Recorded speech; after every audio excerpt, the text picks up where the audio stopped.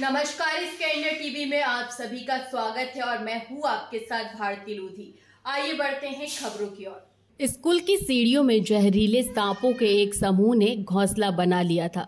One कर्मियों ने आकर 13 कोबरा के बच्चों को बचाया। जलपाईगुड़ी जिले के बनरहाट हाई स्कूल की घटना। बताया जा रहा है कि एक स्कूली छात्र ने बानरहाट हाई स्कूल की दूसरी मंजिल की सीढ़ियों के नीचे वाले कमरे से एक कोबरा का बच्चा निकलते देखा।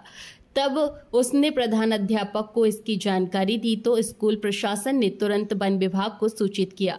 वन विभाग की बिन्नागुरी वन्य जीव विभाग के वन कर्मी मौके पर पहुंचे और कोबरा के बच्चों को बचाना शुरू किया।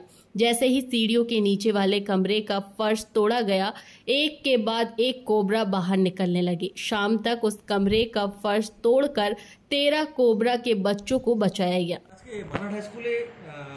অনেকগুলো সাপ বেরিয়েছিল শুনলাম, ফরেস্ট ডিপার্টমেন্ট এসে সাপের বাচ্চাগুলো ধরে নিয়ে গেছে। এটা কোথা থেকে ধরা পড়লো এবং কখন আপনারা দেখতে পারলেন ব্যাপারটা? আজকে বানারহাট হাই স্কুল যখন জোর কদমে চলছে, ক্লাস চলছে, তখন টিফিন হয়ে গেছে। 2:10 পরে আমরা লক্ষ্য করলাম দোতলায় ওঠার যে সিঁড়ি ক্লাস রুমে, সেই সিঁড়ির নিচে একটি ঘর আছে। সেই ঘরটি তালাবন্ধই থাকে, সিঁড়ি ঘর। সেই ঘরের ভেতরে মেঝে, পরিষ্কারই মেঝে বলা চলে, সেই মেঝের নিচে একটা ফুটার ভেতরে সেখানে প্রচুর সাপ, গোখরা সাপের বাচ্চা দেখা গেল। 2-1টা বাচ্চা বাইরে দেখা গেল। সাথে সাথে আমরা ওয়াইল্ড লাইফ ফরেস্টকে ফোন করলাম বিন্নাগুড়ি।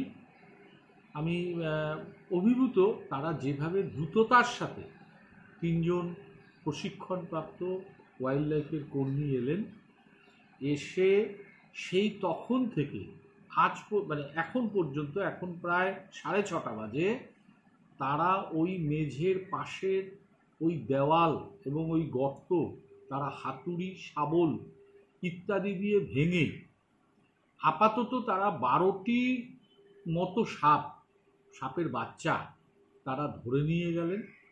এবং সেই সাপের যে যার বংশধর তারা, সেই মূল সাপটিকে এখনও পাওয়া যায়নি। আমরা স্বাভাবিকভাবেই স্কুলের প্রধান শিক্ষক হিসাবে আমাদের স্কুলের সমস্ত শিক্ষক, শিক্ষিকা, শিক্ষাকর্মী আতঙ্কিত।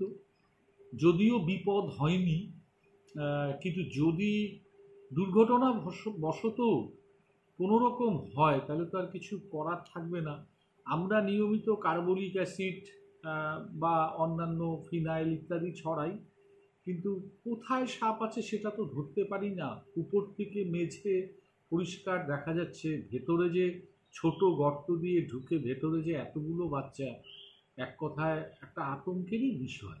আচ্ছা, মাত্র 12টা সাপের বাচ্চা ধরা পড়েছে। আমরা সাধারণত জানি গোখরো সাপ সাধারণত 20-22টা 25টা মতো ডিম পাড়ে, তো আরও তো সাপ থাকতে পারে। তো কতটা আতঙ্কমুক্ত হলেন এবং কতটা টেনশন থাকবে? প্রথম কথা হচ্ছে আতঙ্ক তো একদমই যায়নি। আজকে ফরেস্টের যারা এসেছিলেন তারা বলে গেলেন আগামীকাল একটু ওই জায়গাটায় তারা পরিষ্কার করে কার্বলিক অ্যাসিড সহ দিয়ে গেছেন। আমরা চেষ্টা করব 2-1 দিনের মধ্যেই ওই জায়গাটাকে আবার সিমেন্ট পাথর দিয়ে পুরো বন্ধ করে দেওয়ার। কিন্তু সাধারণভাবে আমাদের আশঙ্কা আরও সাপের বাচ্চা আছে। এখন ওনারা বলে গেলেন, আজকে তো আর করা সম্ভবও নয়, ওনারা বলে গেলেন যদি 2-1 দিনের মধ্যে আবার বেরোয় সাথে সাথে ওনাদেরকে খবর দিতে, এবং ওনারা দ্রুততার সাথেই আসবেন বলে কথা দিয়ে গেছেন, ফোন নাম্বারও দিয়ে গেছেন। এবং আমি আশা করব যাতে যেন বের না হয়। আর বের হলে বা কোনো রকম আমরা আশঙ্কা দেখলেই আমরা তাদেরকে খবর দিব, কারণ সাপ বা কোনো জীবই মারা তো ঠিক নয়, আর আমরা সেটা করবও না, ফরেস্ট ডিপার্টমেন্টকেই খবর দেব।